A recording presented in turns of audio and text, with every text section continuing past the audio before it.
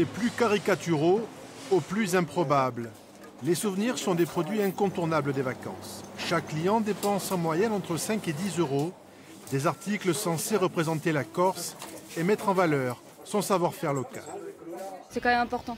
Que ce soit fabriqué en Corse, que ce soit français, c'est le but des souvenirs. On ne va pas acheter des souvenirs qui viennent d'ailleurs, il faut que ça vienne du pays où on est. Et le dé, vous êtes certaine qu'il est fabriqué en Corse? J'espère.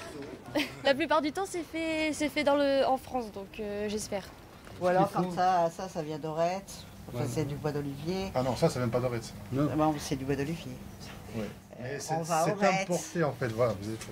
Si c'est ce genre de truc, on monte à Orette. Quasiment 100% des souvenirs vendus en Corse sont importés. Les plus lointains proviennent d'Asie.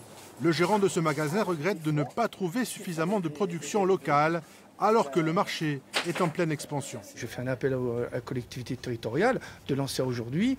On a besoin de fabricants des potiers, des personnes qui travaillent le bois, des jeunes, faire une filière qui peut aboutir à des emplois. C'est pas normal qu'aujourd'hui on a des produits qui viennent d'Inde, du Pakistan, d'Afrique du Nord, qui sont du bois d'olivier travaillé avec marqué Corsica.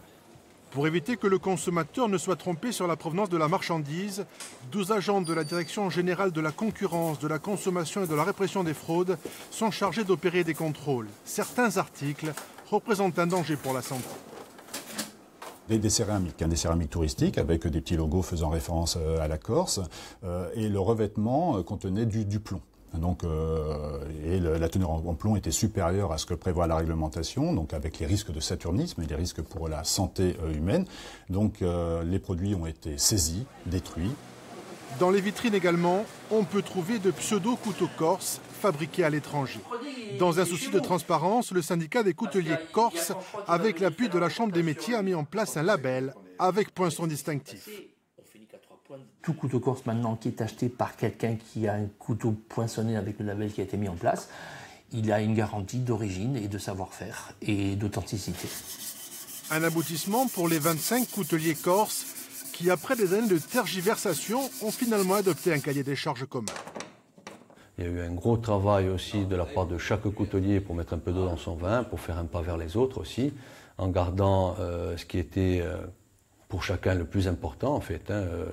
Et après, avec le plus petit dénominateur commun, on a réussi à synthétiser et à faire en sorte d'avancer, je dirais, de structurer la filière.